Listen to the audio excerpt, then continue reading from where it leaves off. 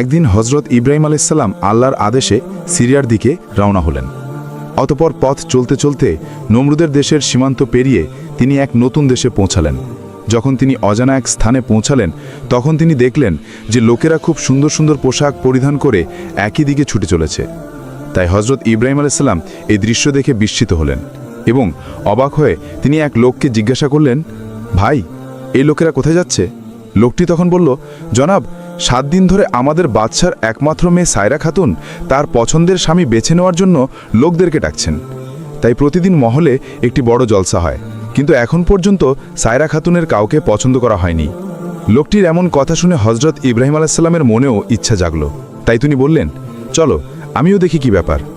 তিনি সবেমাত্র মনস্থির করেছিলেন তখনই আল্লাহ রাব্বুল আলামিনের পক্ষ থেকে একটি আওয়াজ, হে ইব্রাহিম, তুমি সেই জলসায় যাও, কারণ আমার সিদ্ধান্ত এই যে সেই রাজকুমারীর বিবাহ আমি তোমার সাথে করিয়ে দিব। আল্লাহ তাআলার আদেশ পেয়ে হজরত ইব্রাহিম আলাইসাল্লাম রাজমহলের দিকে এগোতে লাগলেন। অতপর অল্প সময়ের মধ্যেই তিনি এক বিশাল জনসমাবেশে পৌঁছালেন। এত ভিড় যে সামনে তো দূরের কথা, মাঝখানেও জায়গা ছিল না। তাই তিনি পিছনে গিয়ে একটি খেজুর গাছের নিচে দাঁড়িয়ে গেলেন। তারপর অল্প সময়ের মধ্যেই অত্যন্ত সুন্দরী নুরানি চেহারা নিয়ে রাজকুমারী সায়রা খাতুন তার সখীদের নিয়ে মঞ্চে এলেন। তার হাতে ছিল হীরা মুক্তা খচিত একটি মুকুট। তিনি একে একে প্রতিটি মানুষকে দেখতে লাগলেন, কিন্তু কারো ওপর তার দৃষ্টি স্থির হলো না। অবশেষে তিনি পিছনের দিকে এলেন এবং হঠাৎ তার দৃষ্টি থেমে গেল হজরত ইব্রাহিম আলাইসাল্লামের দিকে, কারণ তার কপালে জলজল করছিল নূর মোহাম্মদ সাল্লাল্লাহু আলাইহি সাল্লাম এর এমন নূর যে পুরো মাহফিলে আলোকিত হয়ে গেল। সায়রা খাতুনের দৃষ্টি কেবল সে নূরের উপরে স্থির হলো। তার শ্বাস যেন থেমে গেল এবং তারপর তিনি ধীরে ধীরে হজরত ইব্রাহিম আলাইসাল্লামের সামনে এসে থেমে গেলেন। এখান থেকে শুরু হলো এক পবিত্র বিস্ময়কর কাহিনী, যা আল্লাহ তাআলা নিজেই নির্ধারণ করেছিলেন। ইব্রাহিম আলাইসাল্লামের কপালে যে নূর ছিল সেই নূরের আভা দেখে রাজকুমারী যেন মুগ্ধ হয়ে গেলেন।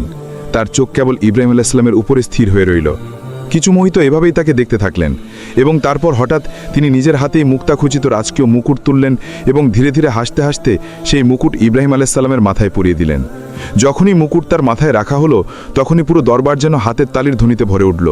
চারদিক থেকে আওয়াজ আসতে থাকলো, মুবারক হো, মুবারক হো। রাজকুমারীর সাথী ও প্রহরীরা ছুটে গেলেন এবং রাজকুমারীর আদেশে ইব্রাহিম আলাইসাল্লামকে তুলে গোসলখানার দিকে নিয়ে গেলেন, যাতে তাকে রাজকীয় ভঙ্গিতে সাজানো যেতে পারে। ওদিকে অল্প সময়ের মধ্যেই এই খবর রাজার কাছে পৌঁছালো যে তার একমাত্র মেয়ে রাজকুমারী সায়রা তার বর বেছে নিয়েছে। এই কথা শুনে রাজার মুখ আনন্দে উজ্জ্বল হয়ে উঠল।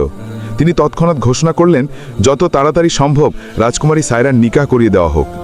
আদেশ পেতেই চারদিকে দাওয়াত পাঠিয়ে দেওয়া হলো। রাজমহল মানুষে ভরে গেল। গায়ক, বাদক, রাঁধুনি সবাই নিজের নিজের কাজে লেগে গেল। রাজমহলের কোণে কোণে আনন্দ ছড়িয়ে পড়ল। এদিকে হজরত ইব্রাহিম আলাইসাল্লামকে রাজকীয় পোশাক পরানো হলো। তিনি তো এমনিই তার সময়ের সবচেয়ে সুন্দর মানুষ ছিলেন, কিন্তু যখন তিনি সেই রাজকীয় পোশাক পরলেন তখন তার উজ্জ্বল চেহারা আরও নুরানি লাগতে লাগলো। লোকেরা হতবাক হয়ে গেল। এমন চেহারা যে হয়তো আকাশ থেকে কোনো ফেরেশতা নেমে এসেছেন। প্রতিটি মুখ থেকে শুধু একটি কথাই বের হলো যে রাজকুমারী সায়রা তো সত্যিই নিজের জন্য যোগ্য বর বেছে নিয়েছেন। অতপর অল্প সময়ের মধ্যে রাজা দুজনকে একটি সোনালী সিংহাসনে বসালেন এবং দরবারের সব লোক ঝুঁকে সালাম করতে লাগলো। তারপর পুরো দেশে আনন্দ ছড়িয়ে পড়ল, নাচ, গান, পুরো মহল যেন আনন্দে কেঁপে উঠল। যখন সব থেমে গেল তখন রাজার আদেশে একজন মুসলিম আলেমকে ডাকা হলো এবং তার হাতে হজরত ইব্রাহিম আলাইসাল্লাম এবং বিবি সায়রার নিকাহ সম্পূর্ণ হলো। কি চমৎকার মাহফিল ছিল সেটি! চারিদিকে সুগন্ধ, আলো এবং ধোঁয়া। এরপরে ইব্রাহিম আলাইসাল্লাম রাজকুমারীর স্বামী হয়ে পুরো রাজ্যে ইজ্জত এবং সম্মানের মালিক হয়ে গেলেন। সবসময় তার চারপাশে চাকর, গোলাম এবং দাসীরা হাজির থাকত, তার আদেশের অপেক্ষায় থাকত। কিছু বছর এই আরাম এবং শান্তিতে কেটে গেল। তারপর একদিন আল্লাহ রাব্বুল আলামিনের আদেশে হজরত জিব্রাইল আলাইসাল্লাম হাজির হলেন এবং বললেন, হে আল্লাহর নবী, আপনাকে আপনার রব আদেশ দিয়েছেন যে আপনি সিরিয়া শামের দিকে হিজরত করুন। যখন হজরত ইব্রাহিম আলাইহি ওয়াসাল্লাম জিব্রাইল আলাইহি ওয়াসাল্লামের পক্ষ থেকে ওহির আওয়াজ শুনলেন তখন তার মন অস্থির হয়ে উঠল। নবুয়াতের দায়িত্ব পালনের জোশ তার ভিতরে উঠলে উঠল। তিনি তৎক্ষণাৎ নিজের শ্বশুর রাজা সাহেবের কাছে গিয়ে বললেন, হে আমার শ্বশুর, আমি কোনো সাধারণ মানুষ নই। আমি আল্লাহর পক্ষ থেকে প্রেরিত নবী এবং রাসূল। আমার উদ্দেশ্য এই আরাম ও আয়েশের জীবন নয়, বরং পথভ্রষ্ট মানুষদের আল্লাহর পথ দেখানো। আমার রব আমাকে নির্দেশ দিয়েছেন যে আমি এখান থেকে বেরিয়ে সিরিয়া শামের দিকে হিজরত করি। রাজা সাহেব যখন এই কথাগুলো শুনলেন তখন তিনি খুশিতে হেসে উঠলেন। তিনি ইব্রাহিম আলাইহিস সালামকে বিদায় নেওয়ার অনুমতি দিলেন এবং দোয়ার সাথে বললেন, যাও, আল্লাহ তাআলা তোমার হেফাজত করুন। তারপর হজরত ইব্রাহিম আলাইহিওয়াসাল্লাম নিজের স্ত্রী সায়রা এবং 2 প্রহরীকে সাথে নিয়ে সিরিয়ার দিকে রওনা হলেন। শহর থেকে শহর, বস্তি থেকে বস্তি, শহরগুলো পার হতে হতে তারা ধীরে ধীরে সিরিয়ার দিকে এগিয়ে যাচ্ছিলেন। এভাবে একদিন ও এক রাতের সফরের পর তারা যখন মিশরের সীমান্তে পৌঁছে গেলেন, তখন সেখানে কিছু মানুষের সাথে তাদের দেখা হলো। সেই মানুষগুলো তাদের দেখে বলল, আপনারা কোথায় যাচ্ছেন? আপনারা কি জানেন না যে মিশরের বাদশা বড় জালিম ও ভৎকার মানুষ? সে রাস্তায় রাস্তায় নিজের সিপাহী দোষিয়ে রাখে, যাতে যদি কোনো মানুষ মাল দৌলত নিয়ে যায় তার কাছ থেকে জোর করে ছিনিয়ে নেয়। আর যদি কোনো সুন্দরী মহিলা দেখা যায় তাহলে তাকে ধরে রাজমহলে নিয়ে যাওয়া হয়, যেখানে বাদশা তার অপমান করে। তাই আপনারা মিশরে যাবেন না, নিজেদের রাস্তা বদলে নিন। এই কথা শুনে হজরত ইব্রাহিম আলাইহিসসালাম খুব চিন্তায় পড়ে গেলেন। তিনি মাথা নিচু করে নিলেন এবং আল্লাহর সামনে ফরিয়াদ করতে লাগলেন, হে আমার রব, আমি কি করব? তখনই আল্লাহ তাআলা বললেন, হে ইব্রাহিম, আমার নির্দেশে মিশরের রাস্তা ধরো, সিরিয়া যাওয়ার এটাই রাস্তা। হজরত ইব্রাহিম আলাইহিসসালাম আল্লাহর নির্দেশ শুনলেন এবং ভরসার সাথে মিশরের দিকে চলতে লাগলেন। অতঃপর রাস্তায় কিছু দূর যাবার পর তিনি একটি কৌশল ভাবলেন, কারণ এখন তিনি জানতেন যে মিশরের বাদশা খারাপ মানুষ এবং তার লোকেরা ডাকাত। তাই তিনি নিজের স্ত্রী বিবি সায়রাকে একটি কাঠের সিন্ধুকে বসালেন এবং সেটি নিয়ে তারা চলতে শুরু করলেন। কিন্তু কিছু দূর যাবার পর হঠাৎ কিছু প্রহরী তাদের থামিয়ে দিলেন। তারা বলল, থামো, তোমাদের কাছে যা কিছু আছে সব আমাদের হাতে তুলে দাও, আর এই বাক্স আমাদের দেখতে হবে। তখন হজরত ইব্রাহিম আলাইহিসসালাম বিনয়ের সাথে বললেন, আমার কাছে যত দৌলত আছে সব নিয়ে নাও, কিন্তু এই বাক্সটি খুলো না। কিন্তু প্রহরীরা তার কথাকে একটুও পরোয়া করল না। তারা বাক্সটি ছিনিয়ে নিল এবং জোর করে তার ঢাকনা খুলে দিল। যখন প্রহরীরা সেই বাক্সটি খুলল, তখন সবার চোখ ছানা পড়া হয়ে গেল, কারণ ভেতরে বসেছিল এক সুন্দরী রূপসী মহিলা। তিনি ছিলেন বিবি সায়রা। তিনি সে সময়ের সবচেয়ে সুন্দরী ও পবিত্র চরিত্রের মহিলা ছিলেন। প্রহরীরা যেই তার চেহারা দেখল, সবাই থেমে গেল, অবাক হয়ে গেল, এবং তারপর শুরু হয়ে গেল এক অদ্ভুত প্রতিযোগিতা। সবাই চাইছিল আমি এই রূপসীকে বাদশাহের সামনে পেশ করব, যাতে পুরস্কার আমি পাই। কারণ সে সময় মিশরের বাদশার নির্দেশ ছিল যে তাকে খুশি করবে তাকে সোনা রূপা এবং দৌলত পুরস্কার দেয়া হবে। তাই প্রহরীদের মধ্যে টানাটানি শুরু হয়ে গেল। সবাই সায়রাকে ধরে নিজের দিকে টানছিল এবং সবাই মিলে বিবি সায়রাকে নিয়ে ধীরে ধীরে রাজমহলের দিকে চলতে লাগলো। হজরত ইব্রাহিম আলাইহিসসালাম এবং তার প্রহরীরা অসহায় চোখে সবকিছু দেখতে দেখতে তাদের পিছনে চলতে লাগলেন। কিছুক্ষণের মধ্যেই তারা রাজদরবারে পৌঁছে গেলেন এবং প্রহরীরা বিবি সায়রাকে রাজার সামনে পেশ করে দিল। রাজা যখন বিবি সায়রাকে দেখল, তখন তার চোখ স্থির হয়ে গেল এবং বলল, বাহ, কি রূপসী! তারপর সে প্রহরীদের বড় পুরস্কার দিল। সে হজরত ইব্রাহিম আলাইহিসসালামের দিকে তাকিয়ে জিজ্ঞেস করল, হে অপরিচিত, এই মহিলার সাথে তোমার কি সম্পর্ক? হজরত ইব্রাহিম আলাইহিসসালাম শান্ত স্বরে জবাব দিলেন, সে আমার স্ত্রী।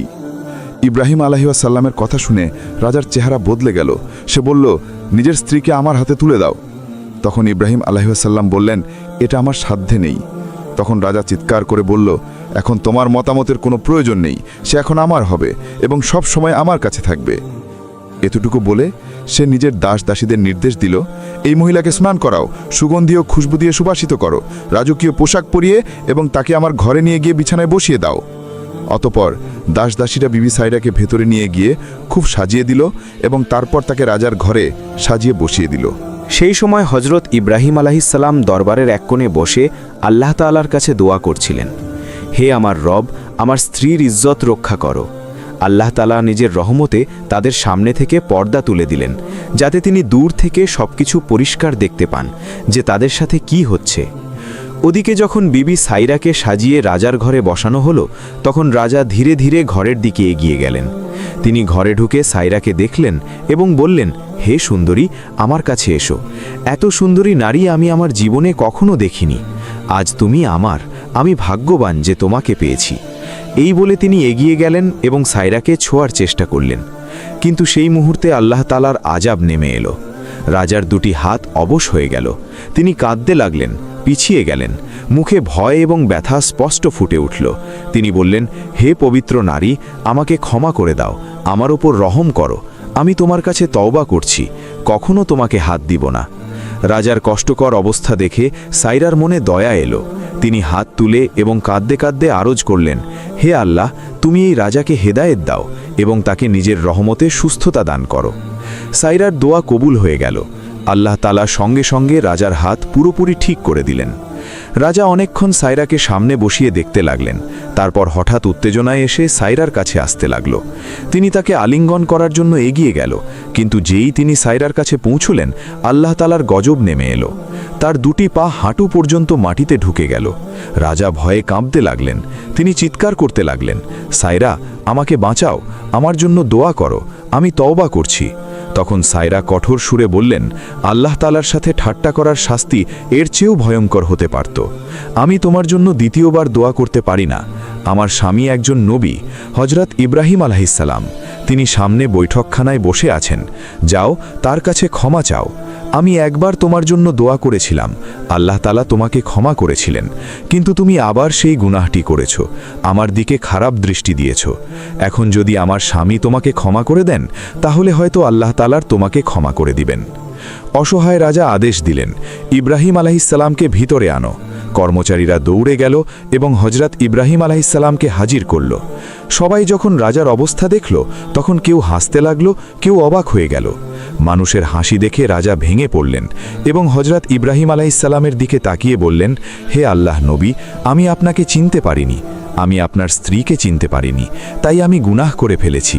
খুদার কসম, আমার জন্য দোয়া করে দিন, আল্লাহ তাআলা আমাকে ক্ষমা করে দিন এবং আমাকে আবার ঠিক করে দিন। হযরত ইব্রাহিম আলাইহিসসালাম মাথা নিচু করলেন এবং মন থেকে সেই রাজার জন্য দোয়া করলেন, হে পরম করুণাময়ী আল্লাহ, এই বান্দাকে ক্ষমা করে দাও। এবং সেই মুহূর্তে রাজার হৃদয়ে তওবাতে ভরে গেল। রাজার চোখে জল চলে এলো। তিনি সাইরা এবং ইব্রাহিম আলাইহিসসালামের মোজেজা দেখে হতবাক হয়ে গেলেন এবং চিন্তায় পড়ে গেলেন। এই দুজন কোনো সাধারণ মানুষ নয়, এরা তো আল্লাহ নির্বাচিত বান্দা। তাই তিনি দুজনকে রাজকীয় প্রাসাদের সবচেয়ে উঁচু এবং সম্মানিত স্থানে জায়গা করে দিলেন। এখন হযরত ইব্রাহিম আলাইহিসসালাম সেই দরবারের সম্মানিত উপদেষ্টা হিসেবে থাকতে লাগলেন। তিনি ভাবলেন, যদি এই বাদশাকে পুরোপুরি ইসলামের শিক্ষা দেওয়া যায়, তাহলে তার মাধ্যমে পুরো মিশরে ইসলামের বার্তা ছড়িয়ে যেতে পারে। তাই ইব্রাহিম আলাইহিসসালাম আল্লাহ তাআলার কাছে অনুমতি চাইলেন যে সে কিছু সময়ের জন্যই সেখানে থাকবেন, এবং আল্লাহ রাব্বুল আলামিন নিজের নবীর দোয়া কবুল করে নিলেন। তারপর তিনি মিশরের রাজকীয় প্রাসাদে আরও কিছুদিন থাকতে লাগলেন। বাদশাকে সালতানাতের গুরুত্বপূর্ণ বিষয়ে উপদেশ দিতে লাগলেন। তিনি বললেন, রাজ্যে অত্যাচার, দুর্নীতি, অবিচার ও অপহরণ চিরতরে শেষ করে দাও। আল্লাহর আইন অনুযায়ী এই দেশ চালাও। বাদশাহ তাদের জ্ঞান ও রহমতপূর্ণ চরিত্র দেখে এত মুগ্ধ হলেন যে তিনি আল্লাহর দরবারে শুকরিয়া আদায় করলেন এবং ইসলাম গ্রহণ করলেন। ধীরে ধীরে মানুষ হযরত ইব্রাহিম আলাইহিসসালামের হাতে ইসলাম গ্রহণ করতে লাগল। লা ইলাহা ইল্লাল্লাহর ধ্বনি প্রতিধ্বনিত হতে লাগল। তারপর একদিন যখন মিশরে ইসলামী শাসন প্রতিষ্ঠা হয়ে গেল, তখন হযরত ইব্রাহিম আলাইহিসসালাম বাদশার সাথে দেখা করতে এলেন। তিনি নরম সুরে বললেন, হে বাদশাহ, আল্লাহ রাব্বুল আলামিনের নির্দেশ যে এখন আমাকে রওনা হতে হবে। যদি আপনার অনুমতি হয়, তাহলে আমি শাম, সিরিয়ার দিকে সফর করতে চাই। বাদশাহ এটা শুনে দুঃখিত হলেন এবং বললেন, হে আল্লাহ নবী, আমি আপনার রহমত এবং আপনার কল্যাণ কখনো ভুলব না। আমি আপনাকে একটি উপহার দিতে চাই। তারপর তিনি তার বিশেষ লোকদের নির্দেশ দিলেন যে হাজেরাকে মহলে নিয়ে আসো। কিছুক্ষণ পরই বিবি হাজেরাকে হযরত ইব্রাহিম আলাইহিসসালাম এবং বিবি সাইরার সামনে পেশ করা হলো। বাদশাহ তখন বললেন, হে আল্লাহর নবী, আপনি আমার উপর যে রহমত ও হেদায়েত হলেছেন, তার শুকরিয়া স্বরূপ আমি এই পবিত্র নারীটিকে আপনাকে উপহার হিসাবে পেশ করছি। প্রিয় দর্শক, এখানে একটি বিষয় জেনে রাখা জরুরি যে বিবি হাজেরাই পরবর্তীতে সেই বরকতময় নারী হয়েছিলেন যার ঘরে হযরত ইসমাইল আলাইহিওয়াসাল্লামের জন্ম হয়েছিল এবং যার শ্রমণে সাফা মারুয়ার সাই এবং জমজমের ইতিহাস তৈরি হয়েছিল। এই হাজেরার বংশ থেকেই আমাদের প্রিয় নবী রাহমাতুল লিল আলামিন হযরত মুহাম্মদ সাল্লাল্লাহু আলাইহি ওয়াসাল্লাম আগমন করেছিলেন। আসলে বিবি হাজেরা কোনো সাধারণ দাসী ছিলেন না, তিনি ছিলেন এক উচ্চ বংশের শরীফ নারী। কিন্তু সেই যুগে যুদ্ধে হেরে যাওয়া পুরুষ ও নারীদের গোলাম ও দাসী মানিয়ে নেওয়া হতো। কোনো যুদ্ধে যখন তাদের গোত্র পরাজিত হয়েছিল, তখন হাজেরা এবং তার লোকেরা বন্দী হয়ে মিশরের বাদশার দখলে চলে এসেছিলেন এবং সেখান থেকে আল্লাহর ইচ্ছায় তিনি নবীর প্রিয় স্ত্রী হয়েছিলেন এবং ইসলামের ইতিহাসে অমর হয়ে গিয়েছিলেন। এবং একইভাবে সেই ধারাবাহিকতায় বিবি হাজেরা তার স্বাধীনতা হারিয়েছিলেন এবং তিনি একজন দাসী হিসাবে পরিচিত হয়েছিলেন। এরপরে হযরত ইব্রাহিম আলাইহিসসালাম হাজেরাকে উপহার হিসাবে গ্রহণ করলেন। তারপর তিনি বাদশার কাছে একটি অনুরোধ করলেন। তিনি বললেন, হে মহান বাদশাহ, যেহেতু এখন আমি মিশর ছেড়ে শাম সিরিয়ার দিকে রওনা হতে চলেছি, তাই আমার মন চায় যে রওনা হওয়ার আগে আমি এই দেশের লোকদের কিছু শেষ উপদেশ দিতে চাই। বাদশাহ এই কথা শুনলেন এবং সাথে সাথে পুরো দেশে ঘোষণা করিয়ে দিলেন, একটি বিশেষ দিনে সমস্ত লোক, বিশেষ করে ধনী, গরিব এবং বড় বড় অফিসাররা একটি ময়দানে একত্রিত হবে, যেখানে আল্লাহর নবী ইব্রাহিম আলাইহিসসালাম তাদের উদ্দেশ্যে ভাষণ দিবেন। তারপর সেই দিনটি এসে গেল। পুরো মিশরের সব লোক সেখানে একত্রিত হল। চারিদিকে ভিড়, নীরবতা এবং আধ্যাত্মিক অনুভূতি ছেয়েছিল। যখন হজরত ইব্রাহিম আলাইহিসসালাম মঞ্চে এলেন, তখন চারিদিকে নীরবতা নেমে এলো। তিনি তার হাত আকাশের দিকে উঠিয়ে বললেন, হে লোকেরা, আল্লাহ তাআলাকে ভয় করো, জুলুম, অবিচার, লোভ এই সব থেকে দূরে থাকো। আল্লাহই সব কিছু দানকারী, তারই উপর ভরসা রাখো। নবীর কণ্ঠে এমন আধ্যাত্মিকতা ছিল যে ময়দানে বসা প্রতিটি মানুষের চোখ অশ্রুসিক্ত হয়ে গেল এবং মানুষের হৃদয় কেঁপে উঠল। প্রতিটি মুখ থেকে বের হলো, আমরা ওয়াদা করছি, হে আল্লাহর নবী, আমরা সারা জীবন ইসলামের পথে অবিচল থাকব। যখন এই আধ্যাত্মিক মজলিস শেষ হলো, তখন হজরত ইব্রাহিম আলাইহিসসালাম সেজদায় ঝুঁকে আল্লাহ তাআলার শুকরিয়া আদায় করলেন এবং বললেন, হে আমার রব, তুমি তোমার রহমত দিয়ে এই লোকদের হৃদয়ে আলো ভরিয়ে দিয়েছ। তারপর তিনি ধীরে ধীরে বাদশাহের সাথে মহলের দিকে রওনা হলেন। পরের দিন হজরত ইব্রাহিম আলাইহিসসালাম বাদশাহ এবং সমস্ত দেশবাসীর কাছ থেকে বিদায় নেবার প্রস্তুতি নিলেন। মহলে নীরবতা নেমে এসেছিল। প্রতিটি মুখ বিষণ্ণ, প্রতিটি দৃষ্টিতে ভালোবাসা এবং শ্রদ্ধা ঝলমাল করছিল, কারণ তিনি চলে যাচ্ছিলেন আল্লাহর নবী, যিনি মিশরকে অন্ধকার থেকে বের করে ঈমানের আলোতে ডুবিয়ে দিয়েছিলেন। প্রিয় দর্শক, এই ছিল আজকের আমাদের এই ভিডিও। যদি ভালো লেগে থাকে তাহলে অবশ্যই একটি লাইক করে দেবেন এবং আপনার মূল্যবান মতামতটি আমাদের কমেন্ট বক্সে জানিয়ে যাবেন। আশা করি আপনারা সকলেই ভালো থাকবেন, সুস্থ থাকবেন। আসসালামু আলাইকুম। প্রিয় নবী হজরত মুহাম্মদ সাল্লাল্লাহু আলাইহি ওয়াসাল্লামের বয়স যখন মাত্র 9 বছর ছিল, তখন সেই সময় মক্কাতে কঠিন দুর্ভিক্ষ দেখা দিয়েছিল। মক্কার সর্বত্র বৃষ্টির ধারা বন্ধ হয়ে গিয়েছিল, ক্ষেত খামার শুকিয়ে মাটি হলুদ হয়ে গিয়েছিল, ফলে কূপ এবং ঝর্ণা শুকিয়ে গিয়েছিল। তাই মানুষ দূর দূরান্ত থেকে জল খুঁজে আনত, কিন্তু তাও একসময় শেষ হয়ে যাচ্ছিল। যখন এই দুর্ভিক্ষ দীর্ঘস্থায়ী হলো, তখন কুরাইশদের সর্দাররা একে অপরের সাথে আলোচনায় বসলো। একজন বলল, এখন আমাদের সবাইকে একসাথে হয়ে কোনো সিদ্ধান্ত নিতে হবে। যদি কিছু একটা না করি তাহলে আমাদের ঘর বাঁচবে না, আমাদের সন্তান এবং আমাদের পশু সবকিছুই মারা যাবে। তার কথা শুনে সকলেই পরামর্শ করলো এবং পুরানো প্রথা অনুযায়ী পদক্ষেপ নেওয়ার ইচ্ছা করলো। তারপর অপর একজন বলল, তাহলে একটি বড় পাত্র নিয়ে আসো এবং তাতে পশুর রক্ত রেখে হাত ডুবিয়ে শপথ নেই, যাতে আমাদের সমস্যা দূর হয়ে যায়। অতঃপর একটি বড় পাত্র আনা হলো এবং তাতে রক্ত ভরা হলো। তারপর এক এক করে কুরাইশদের বড় বড় সর্দাররা এগিয়ে এলো। সবাই তাদের হাত রক্তে ডুবিয়ে বলতে লাগলো, মক্কায় বৃষ্টি হচ্ছে না, আমাদের শিশুরা মারা যাচ্ছে, আমাদের পশু শেষ হয়ে যাচ্ছে। আজ আমরা শপথ করছি যে আজ রাতে আমরা সবাই কাবার কাছে যাব এবং আমরা কাবার দেয়াল ধরে দাঁড়িয়ে থাকব এবং আমরা দোয়া করব। আমরা ততক্ষণ পর্যন্ত দোয়া করব যতক্ষণ পর্যন্ত না বৃষ্টি আসে। যদি বৃষ্টি না আসে তবে আমরা সেখানেই মারা যাব, কিন্তু কাবার দেয়াল ছাড়ব না।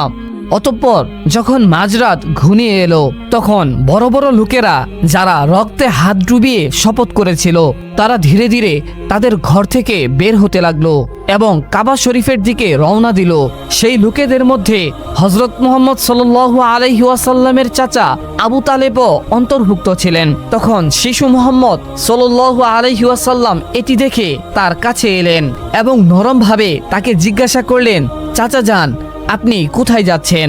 তখন আবু তালেব থামলেন এবং নিজের ভাতিজার দিকে তাকিয়ে জবাব দিলেন, হে আমার ভাতিজা, তুমি কি জানো না আমাদের মক্কা শুকিয়ে আছে এবং বৃষ্টি বন্ধ আছে আর জলের অভাবে সবাই পেরেশান হয়ে গিয়েছে। এই জন্য আমরা সবাই রক্তে হাত ডুবিয়ে শপথ করেছি যে যতক্ষণ বৃষ্টি না আসে ততক্ষণ আমরা কাবার দেয়াল ধরে দাঁড়িয়ে থাকব। আজকে সেই প্রতিশ্রুতি পূরণ করতে যাচ্ছি। এটি শুনে আল্লাহর প্রিয় নবী হযরত মুহাম্মদ সাল্লাল্লাহু আলাইহি ওয়াসাল্লাম নিজের চাচা আবু তালেবের দিকে তাকালেন এবং নরমভাবে বললেন, চাচা যান, আপনি আমাকে আপনার সাথে নিয়ে চলুন। তখন আবু তালেব উত্তর দিলেন, না বেটা, সেখানে মক্কার বড় বড় লোকেরা জড়ো হবে, এরা সবাই কুরাইশদের সর্দার। যদি আমি সেখানে একটি শিশুকে নিয়ে যাই তাহলে সেই লোকেরা কি বলবে? কিন্তু ছোট্ট মোহাম্মদ সাল্লাল্লাহু আলাইহি ওয়াসাল্লাম আবারও জোর করলেন। আবু তালেব নিজের ভাতিজাকে অত্যন্ত ভালোবাসতেন। ভাতিজার এই জিদ দেখে তার মন মানল না। অবশেষে সে বললেন, ঠিক আছে, তাহলে চলো আমার সাথে। এভাবে আবু তালেব তার ছোট্ট ভাতিজা হযরত মুহাম্মদ সাল্লাল্লাহু আলাইহি ওয়াসাল্লামের হাত ধরলেন এবং নিয়ে যেতে লাগলেন। অতঃপর দুজনেই একসাথে চলতে চলতে পবিত্র কাবার কাছে পৌঁছে গেলেন।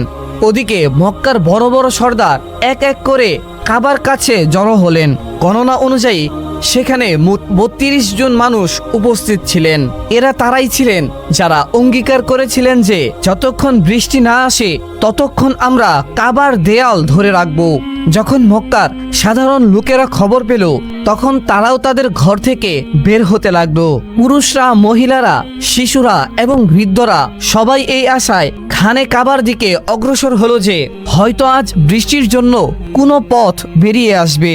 ফলে ধীরে ধীরে খানে কাবার চারপাশে মানুষের ভিড় বাড়তে লাগলো।